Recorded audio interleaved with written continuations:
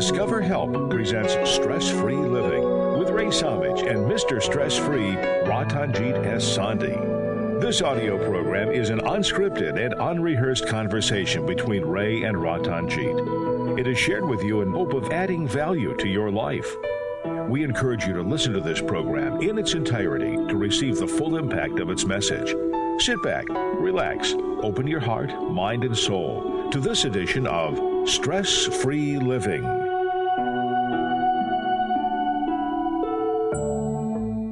Welcome to Stress-Free Living. Good to have you with us today. I'm Ray Samich, and I'd like to introduce you to our co-host and my dear friend, Ratanjit Sandhi. Ratanjit, how are you this fine day? Wonderful, Ray. It's always a pleasure to be with you. My great pleasure to be with you, Ratanjit. I think you know that after all of these 3 decades, going into our 4th decade of doing these shows together, you make my day every time we talk. Just to think differently, more lovingly, more spiritually, just much more evolved and thought processes when we have discussions like this together. So thank you for all these many, many, many thousands of hours that you have shared, enlightening me and sharing your thoughts and wisdom. It's been so meaningful to me, and I know to so many of our listeners. Very nice. Today, we have the pleasure of talking about a topic that one of our guests on our Zoom call, and it's a good time maybe to mention that we do all of these shows with an opportunity for any of our listeners to join us over Zoom live. And in that process, you're able to talk with us before the show, after the show, and even during the breaks. When the commercials are playing on the radio, then you're able to chat with us. And in the last program, we had someone that brought a topic up that I had never even thought about before.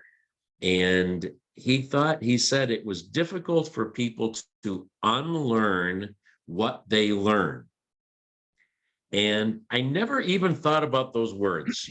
But when I did, it really kind of excited me to talk further about it, because we are so proud of what we learn. We're much more secure, we're much more positive, I think, for the most part, when we learn something in a classroom and we think we're so much smarter now.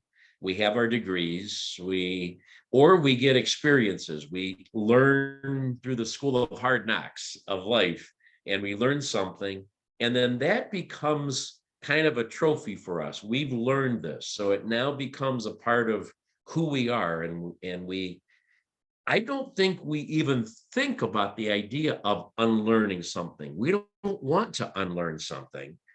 And yet when he brought that up, it's like, maybe we need to. Maybe there's a lot of things in our life that we do need to unlearn.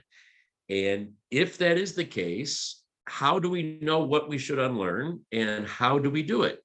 So that's what we're going to talk about here today, a very different concept, at least for me to contemplate. Have you thought about that, Ratanjit? You're a great thinker. Have you thought about unlearning what we learn? Basically, I remember a story. There was a musician who he found a great music teacher. And he went to the music teacher, and although he had played some wonderful music, and so the music teacher gave him a prize. And then suddenly, while he was there was another person who showed up. He says, I want to hire you, and I don't have any music lesson. Excuse me. Mm-hmm. And I don't know any music. I don't have any history of music. And as a consequence, this teacher gave him a lower price. So this guy, who has already had a lot of experience of music, he said, I already know a lot of it. And why you are charging more? See, the first thing, I have to make you unlearn what you learn.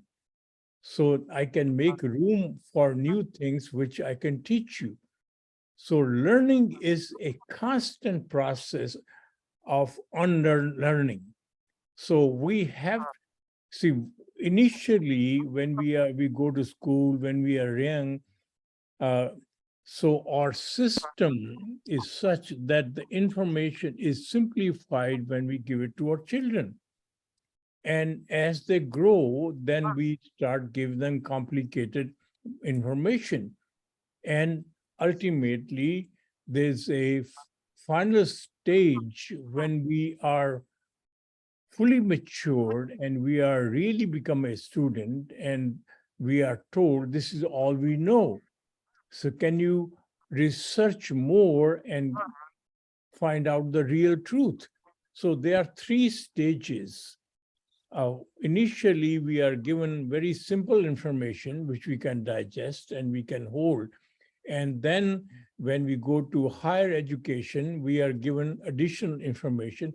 So suddenly we have to unlearn the previous information to accommodate the new information. Normally, we are ready when we go to an institution, which is like a Harvard or bigger school or any other school. Our mind is basically open for new information. So we learn. And typically, when you are talking to a stranger and somebody gives you new information, what happens to us is we try to one better. We become egoistic. We want our information to be better than hers or his, and we try to go into debate. And generally, that is what happens. So all it boils down to, when I have trust in somebody, I am open to listen to new information. And if I do not trust anybody, then I generally try to impose what I already know on that person. Right? See, I think there's two different concepts here that we're talking about. What you're talking about is what I would consider replacement learning or updated learning. So I learn that the new math, let's say the new math is a perfect way of talking about this. I learned the old math in school. So I learned how to multiply and divide and add and subtract with the old math that was used for generations. And then if I were to go to school today, they would teach me a new math, a new way of doing dividing and things. I see my grandchildren doing this and I see how they do it. So I would have to say, okay, this is worth replacing what I already know. This is an upgrade. This is modern technology. Science says this is a better way of learning. So I would agree with you. I would have to trust that the concept is worthwhile replacing, and that the person who is going to be teaching this new math or whatever is worthy of my trust to teach me that. So I have no problem with that, and I understand that. We upgrade our learning all the time, and we realize that every time science makes a new discovery, every time they realize something else about historical information or how molecular structures work, we upgrade and we update our learning. Okay, I get that. I'm talking about things that I learn in my life that become part of me, experiences maybe more than what I learned in a classroom. Things that I learn that I suddenly now maybe have to let go of. Okay, it isn't being replaced by modern technology and more information. It's being replaced by a change of heart, a change of attitude, a change of perspective, to use last week's show title. That to me is much, much more difficult than being willing to replace what I had because of advancements. I'm talking about taking something that has become a part of me, and I don't know if I can give a real world example, but let's say that I was grown up with the idea of marriage. You marry somebody and you are there for life. Okay. And that is what you believe. That's what you've learned. If I'm going to marry somebody, I'm going to be married to them forever. And then maybe that just doesn't work for whatever major reasons. That relationship doesn't work. And then I have to unlearn something that was a part of my fabric. It was part of the idea that I was going to be married forever. And then maybe after 5 years, I have to say, no, this just isn't working. And I have to leave that marriage and end it. To me, that's a dramatic example of unlearning. And can we ever do that? In that example I just made up, are we really able to let go of that original philosophy, or is that going to trouble us for the rest of our life? We're not married anymore, and we will always think that we should have been, even though we know that we couldn't be, because of the circumstances. That's what I'm talking about unlearning, much deeper than just learning more or learning differently. Does that make sense? There is a basic two things we are talking about. We are talking about information, and we are talking about values. Now, values, we are what our values are. So when our values get challenged, and values are basically based on certain truths. You assume those truths to be real. You believe in a religion, and religion tells you these are your values, or your parents tell you these are your values, or the nation tell you these are your values. When you go to another nation, they may have different value system. And so we are entrenched in our value system. That's who we become. We are basically defining. So when somebody wants to change our core values, it is very difficult. So there are fights, there are wars being fought on I am correct and you are incorrect, rather than understanding what are true. Because we have never obtained a fundamental value, most of the values are driven from the fundamental value, and most of us do not know, or we do not explore that fundamental value which never changes, no matter what. And once you understand that true value, and only one real truth, and all our actual values are driven from that truth, then you are able to migrate from one value to another, because if that value does not comply with your core truth and somebody proves that that is correct, then you are willing to change that. But information also, we get attached to certain information we do not want to change. And basically, it all stems from our insecurity. The more secure we are, see, if you, in typical world example, if you take a ordinary person, which is high school dropout, so see, he or she has learned certain things, and this is what their belief system becomes.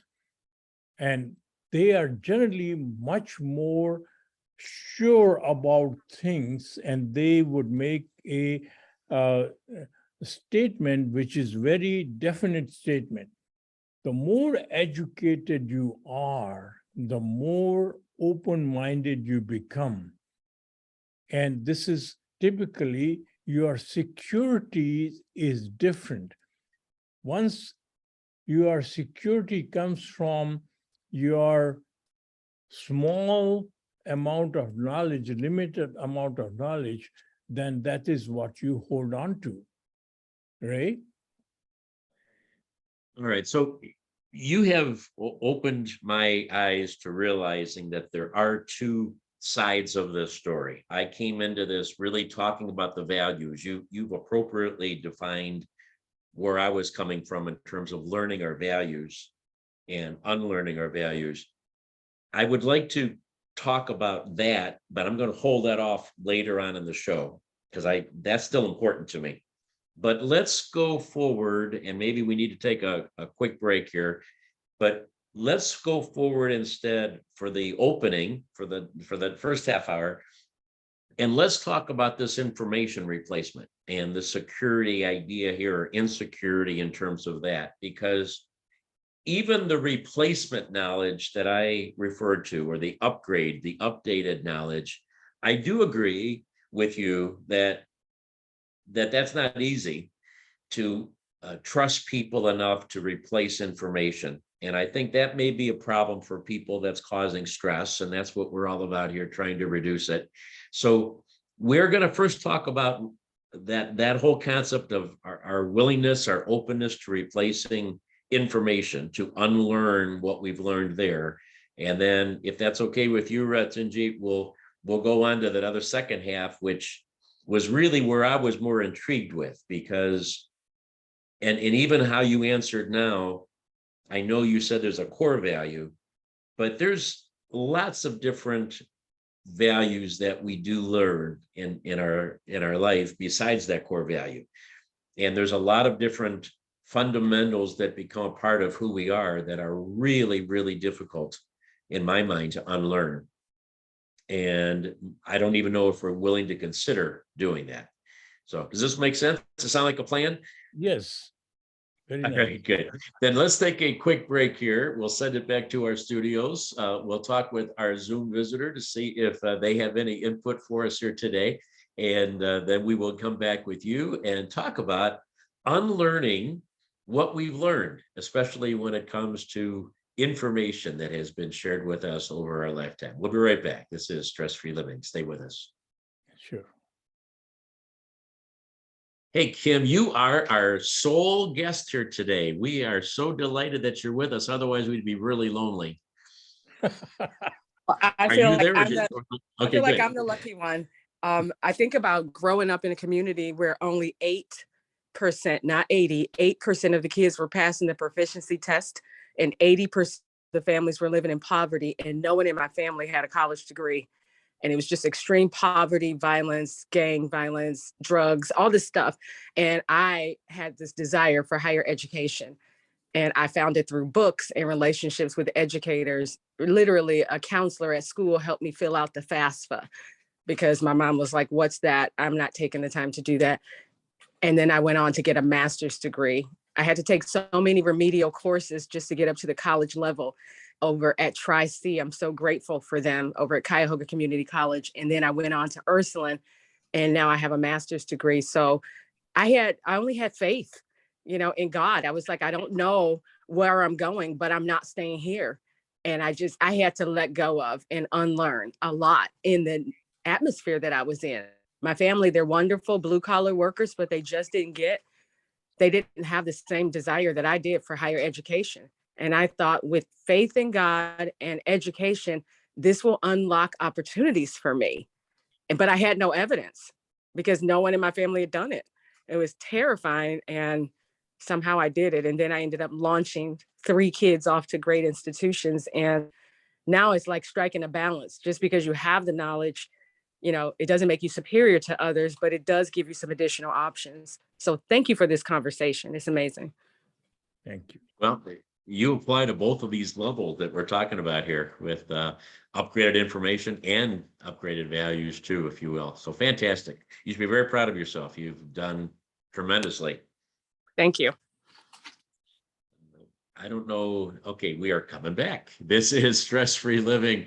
Thank you so much for being with us here today. Ray Samich and Ratanjit Sandhi talking with you and our Zoom guests in between, and we'd welcome you to do that with us. If you'd like to be part of the program on the inside, one of the insiders for Stress Free Living, please contact us. You can email us or contact us through Facebook or through Ratanjit. So many different ways of reaching Ratanjit, and you can do that at Discover Ratanjit, which is your best website? You have so many. Which is your best website for people to contact you at?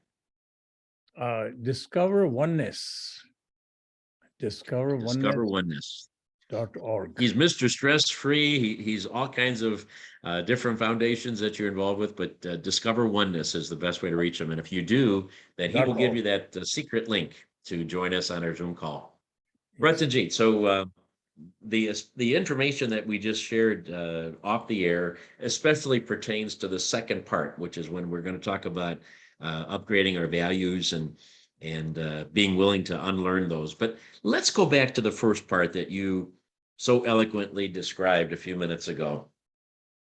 We have information that we start gathering that when we are infants, people start telling us things that we grasp onto and we learn.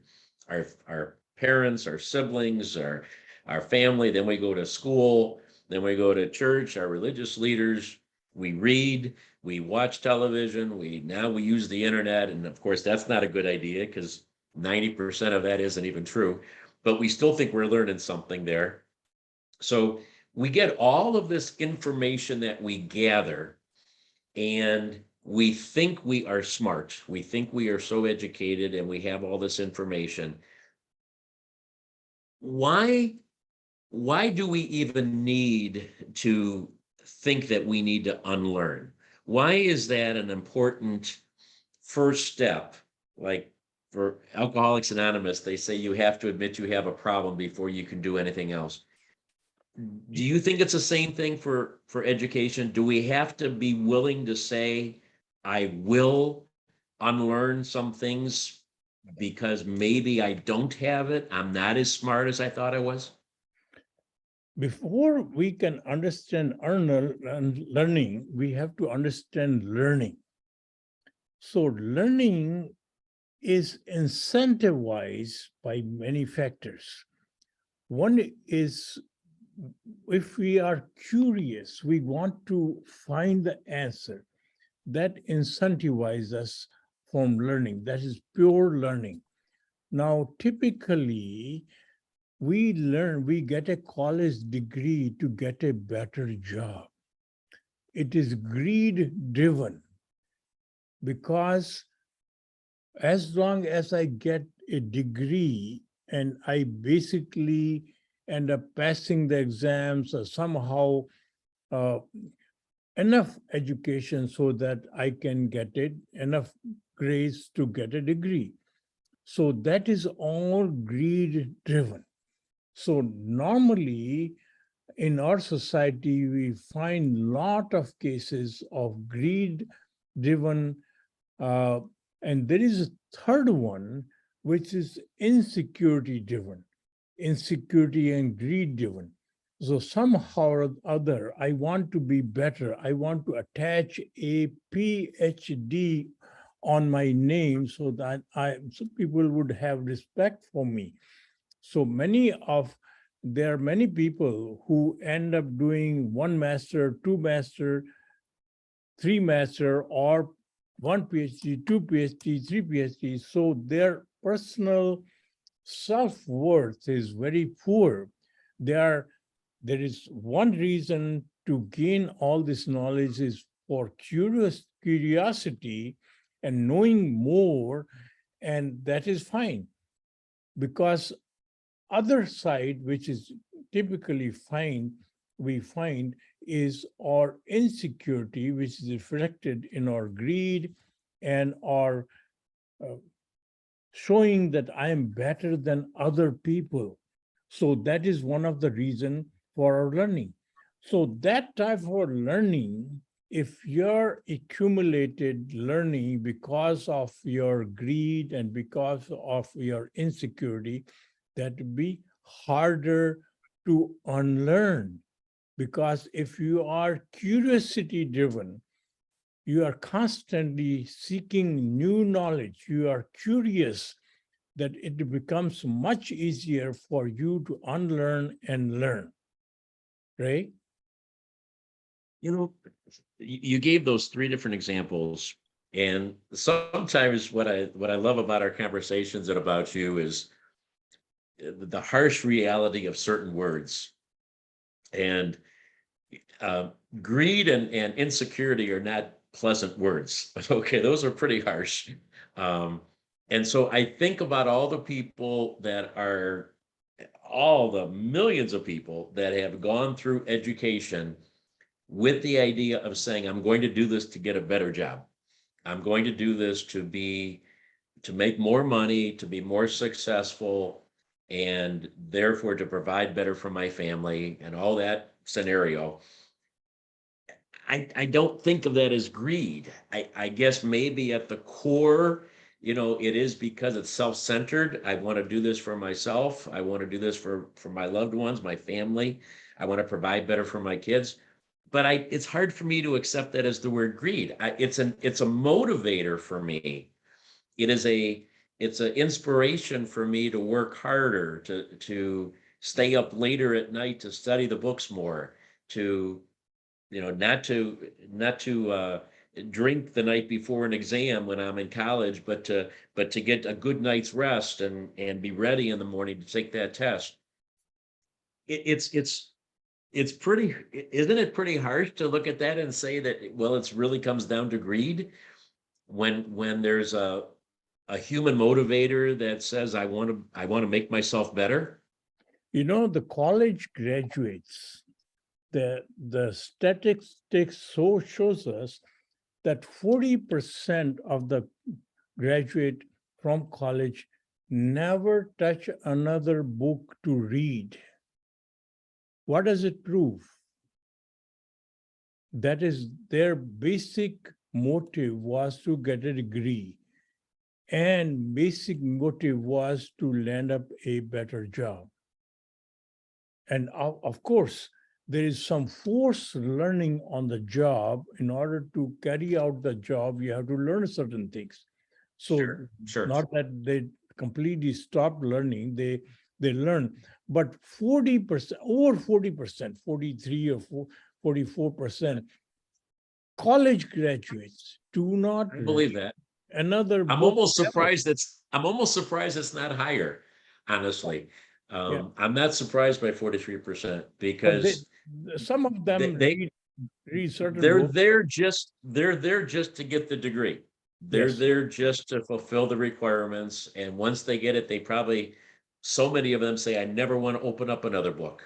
I Yeah. never want to be forced to read anything. Now they might read a People magazine on celebrity lifestyles, but I don't see a whole lot of people wanting to read a book for their further growth and education. It's true. Yes.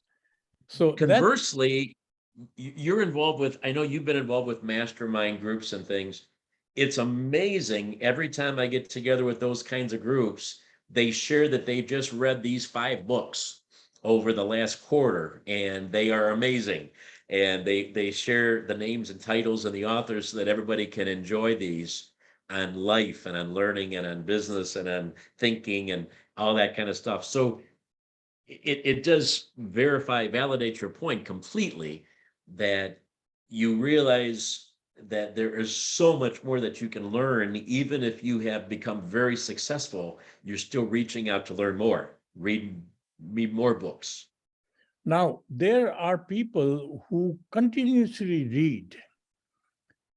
So not that they are truly curious, they get into a habit of reading. To them, this is more or less an entertainment.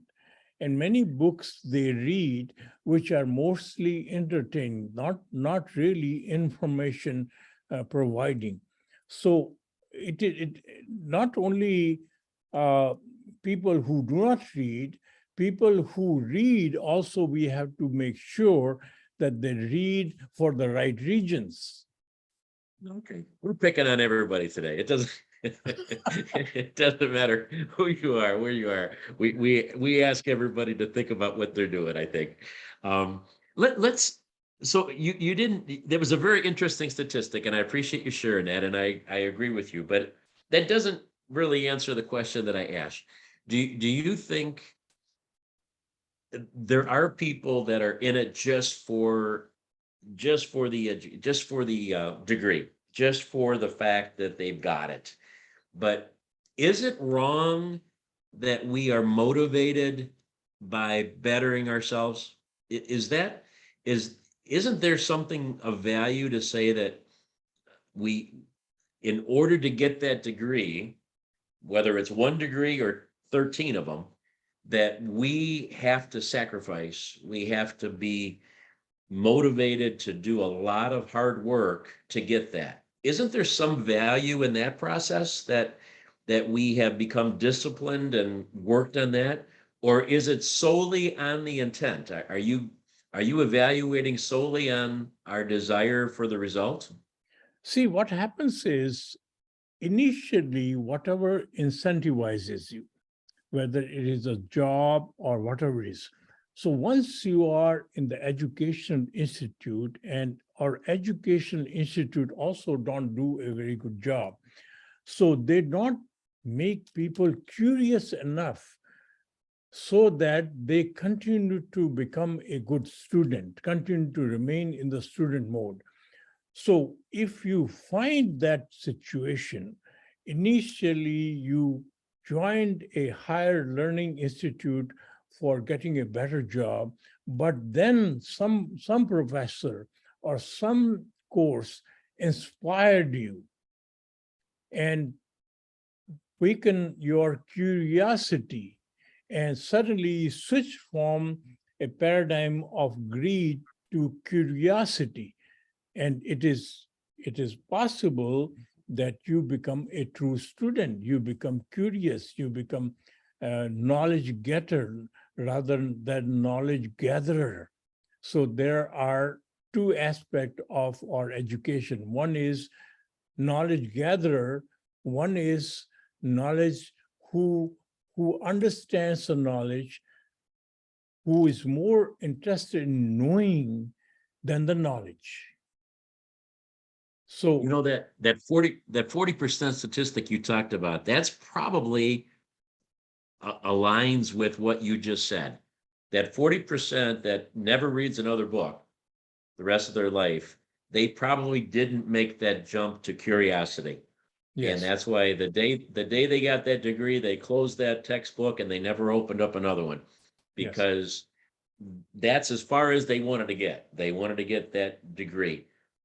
The other people that suddenly said, hey, there's more to learn. I've learned quite a bit here, but there's a lot more to learn. They're still curious.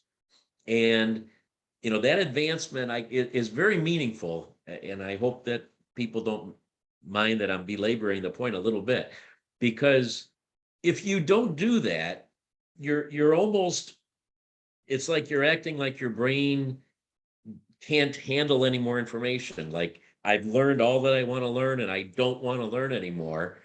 And so you close your brain off to learning not only what's in future textbooks that you don't open up, but even in life. To me, it seems like that's also relative to my unwillingness to advance anything into my brain that has value. It's like I've already accomplished what I set out to do. I got that degree and I really don't want to do anything else. And then it's kind of sad. I mean, I really, you and I both know an awful lot of people that have an awful lot of degrees. And I think, as we've talked about this briefly, we know people in both categories. We know people that has stimulated to continue to be curious and learn more.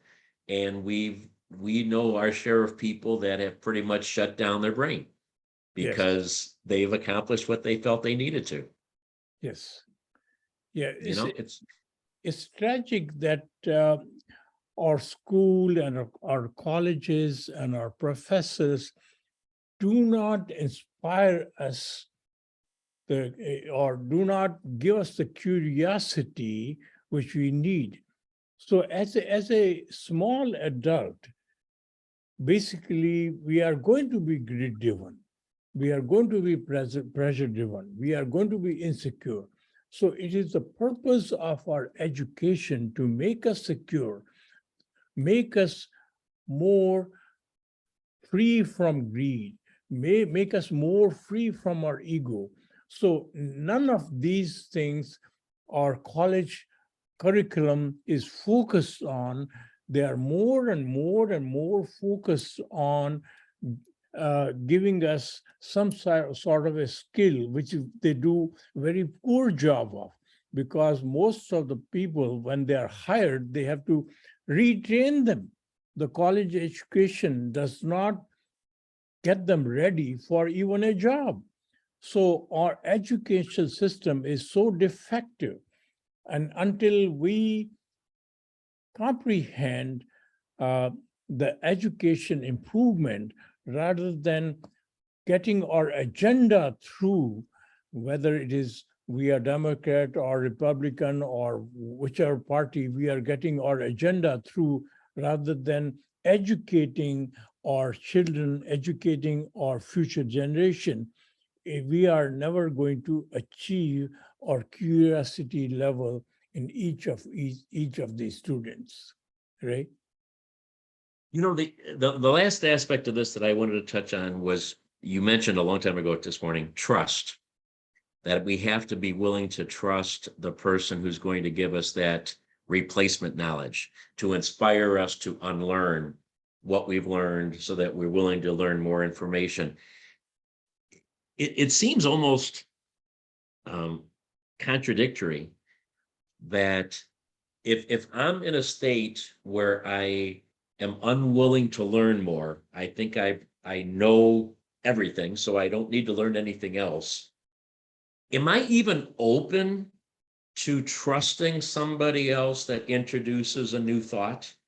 I mean, that seems like it's a barrier, a wall that I have self-built that makes it very difficult for me to trust somebody enough to get around that wall and say, no, you need to learn something different. You know what it seems like that is a pretty difficult challenge if I'm in that state of mind where I only want to learn enough to get my degree.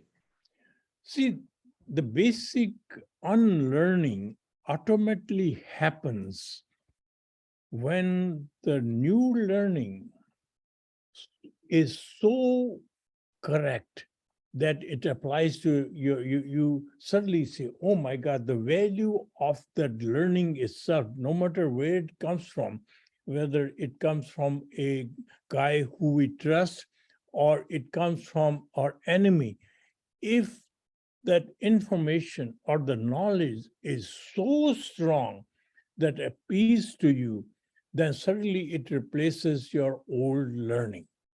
So you suddenly automatically become more curious about the new knowledge. But what happens is that lot of time we do not expose ourselves to that amazing knowledge. But you look at our value system. So our even value system, which is given to us by our parents, by our religion, or some of it from our education, we hardly validate it.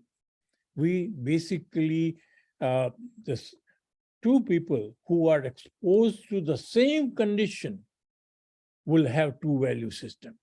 So some of our insecurity or fear or greed has a very important part in modifying our value system, right? So that's what we're going to talk about when we come back from the break. We're going to talk about unlearning our values and being able to replace that, because to me, the values are the most, I don't know, intricate part of who we are. And can we let go of those and be willing to unlearn those? That's what we're going to talk about. This is Stress-Free Living. We'll be right back in just a moment. Okay. All right. Sana has joined us, and Dr. Jagjit and Kim is still with us. Good to have all of you folks with us. And Thank you Jacob, very remember, much. you're going to give me the code, Jacob. Sana, thank you. I didn't mean to cut you off. I'm sorry, dear.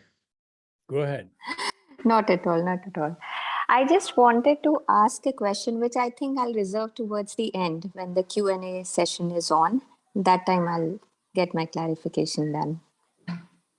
No, go Okay, ahead. perfect. Go ahead. Ask us a question. We may include that in our radio program. Okay, yeah, we have about a minute. You can. Okay. Many a times it happens that when a person breaks a trust or does an act which he or she realizes that it's wrong, because everybody has their own conscience, and when we remind them, they definitely agree that they have done wrong, but then they have a tendency to fall back and again go back to that bad habit. So how do we constantly remind such a person? That's my question. Very good. Okay, that may be more than we can handle in the time that we have left, but I think it's a really very, very good question. So if we don't cover that in the show, we could talk later and maybe even in a different show. Thank you, Sure. son. Thank you. All right, we have just a couple of seconds left. I don't know if anybody can give a quick thought. If not, we'll stand by here to return We have to to the cover, show. we don't live our knowledge, we live our habits. Well, I think that's the jump with what San was just talking about, is breaking the habits. I think we have to be So- present to those habits too, because sometimes we're living our parents' habits. And that's where the trust piece came in for me. I had to let go of all the fear around being open and allowing someone else. Yes. All right, we are back. Thank you so much for joining us. Ratanjit Sunday and yours truly, Ray Samich, with you on this edition of Stress Free Living, talking about unlearning what we have learned. And the show has taken a different plan that I had originally thought about, because I was really only thinking about unlearning our values. And Ratanjit has shared early on in the show that it's really also about unlearning our information. And so we've talked about that to this point. Now we are going to take the last few minutes and talk about our values. And maybe some of those values, as one of our Zoom guests has just pointed out, are not even our own. Maybe we've been taught some of the habits and values of our parents and other people in our life, and we've adapted those as our own. So Ratanjit, to me, that's a much more complicated issue. How do we unlearn the values that we have learned ourselves or kind of adopted from others? Those have become part of our personality. How do we possibly allow ourselves to unlearn those? See, there is a very good example. A close friend of mine once, just like all of us go to church or temple, or depends on what our religion is. So we take for granted what we are taught by our priest. We never challenge it. We never become a student of religion. We never become student of that philosophy. So we do not unveil the truth ourselves, and we basically follow what we are told. So that itself is a basic foundation of our value system. But the true value only happen to us when we become a true student of religion. So if you are born in Christianity or Catholic, you become a Catholic. If you are born in Muslim family, you become a Muslim. Or you're born in Hindu family, you become a Hindu, and so on. So similarly, we take all that for granted. We never become a student. So when we become a student, we learn about all these religions, and we slowly, on the upper surface, what looks to us the values, they are not values. They are some rituals. And ultimately, we begin to understand the true value system, because if there is a God, it cannot be two gods, otherwise they'll be fighting each other. So ultimately, all our religions are basically asking us to trust God, to follow God, to worship God, but we never understand God. we never understand ourselves. We never realize. So those value system, which are, we call our value system given to us by our family, by our upbringing, by our religions, are all pseudo values, because we have never became a student and explore those things ourselves. So once you begin to explore those things ourselves, you find the real truth. You have questions in your mind, and constantly you are seeking the answer of those questions. And you are listening to scholars, you are reading books, you are thinking. And what we call thinking, Ray, today, what we call thinking is basically rearranging our old fear, greed, prejudice, and biases and ego. They are not true thinking. True thinking allows our brain to be open-minded, and it allows new information. Before we become biased to that information, we become evaluator of that information. So go ahead, Ray. Well, you have just said something. You've just said a few really powerful things, Ratanjit. I don't know if I can wrap my head around it in such a short time. We only have 8 minutes left today. Let's take that last thing that you said first. We always say, I need to think about this. I need, I've got a problem. Something major happened in our life or in our job or in our family or whatever it is, and I've got to think about it. To think that we are only using our learned biases, ego, greed, prejudices, et cetera, insecurities, in that evaluation of that deep thought process that is trying to help us solve a major problem is almost horrifying, because we are, as you just said, we're rearranging all of that tainted information to try to give us a very meaningful new thought process to solve a serious problem. And that is really a mind-blowing thought to me, a mind-blowing concept, that when I think I'm really going to think through this, give me a few days because I really have to evaluate this and think through this, that process probably doesn't have any value whatsoever because I'm really not thinking open-minded at all. I am only regurgitating what I've already had within this old brain. So that in itself is a very deep thought that I think we either need to accept as being true and stunningly true, or we need to think much more about, is that really true, with all respect, because it's hard to believe that in that process we aren't willing to consider anything new. I mean, are we so insecure that we in that process we're limiting our options to what we already have thought about, what we already have in different circumstances already decided on? Is that really the reality? We just regurgitate what we've already done over and over and put a different face on it? See, in our earlier shows, I mentioned something in our brain to make us more efficient. There is a part of our brain is called basal ganglia. And what it does is, what we repeat continuously several times consecutively, it forms a habit. So brain doesn't have to think again and again. So it becomes a habit.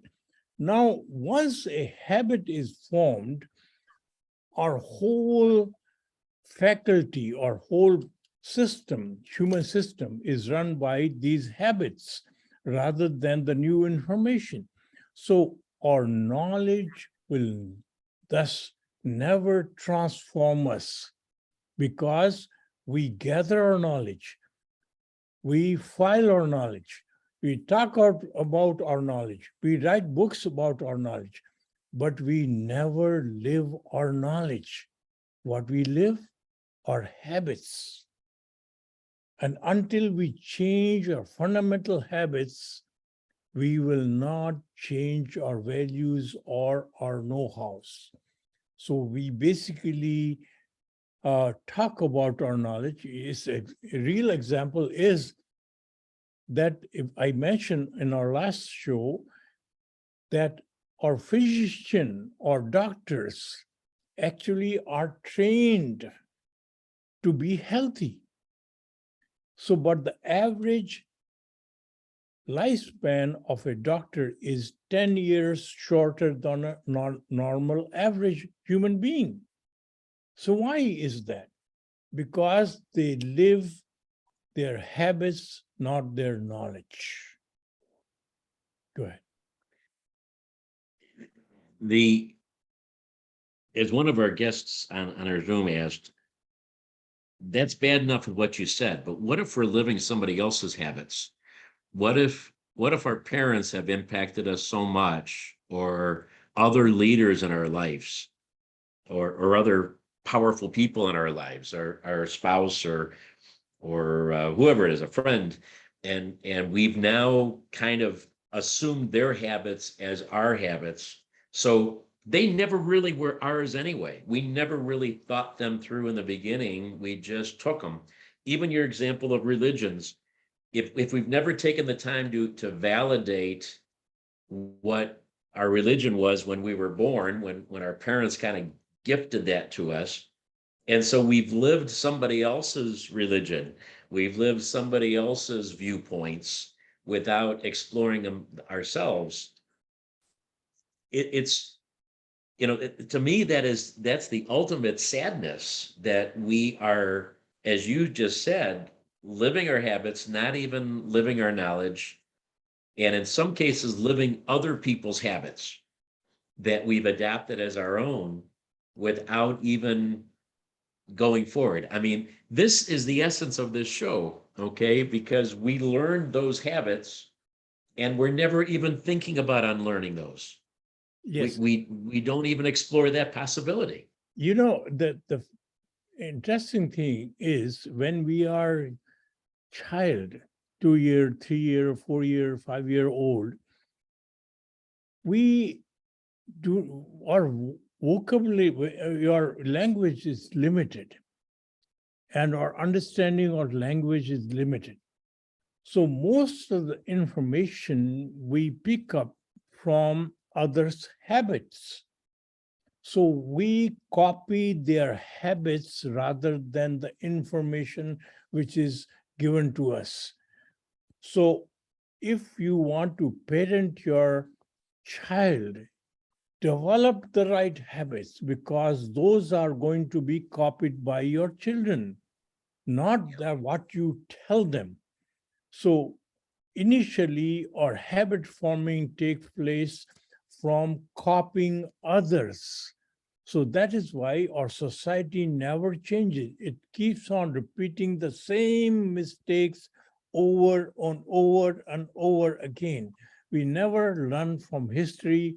We never learn from anything, but because all that remains as information and never gets converted into our habits, right? And and you're absolutely right. And if that's the essence of it, then our parents' habits or other people's habits that we become our own, that same thing happened a generation earlier, and a generation before that, and a generation before that. You wonder how many generations it goes back to when people really thought through their habits, when they really identified what they were doing. If not, times change and technology changes, but we're probably carrying those same thought processes that our great grandparents did, because that's just been passed on through the generations. It really is kind of mind blowing here. I think we definitely need to continue talking about this. We've shifted a little bit from knowledge to habits, but if we're living our habits instead of our knowledge, then that really becomes, more of the comment here today. How can we unlearn our habits? And maybe that'll be part 2 of this program in a short period of time. Ratanjit, thank you very much for sharing all of your thoughts and wisdom with us. And thanks to our great Zoom guests that were with us and to all of our listeners. We hope that we've added value to your life. Remember, we're all playing the same game. We'll talk to you again real soon. Thank you.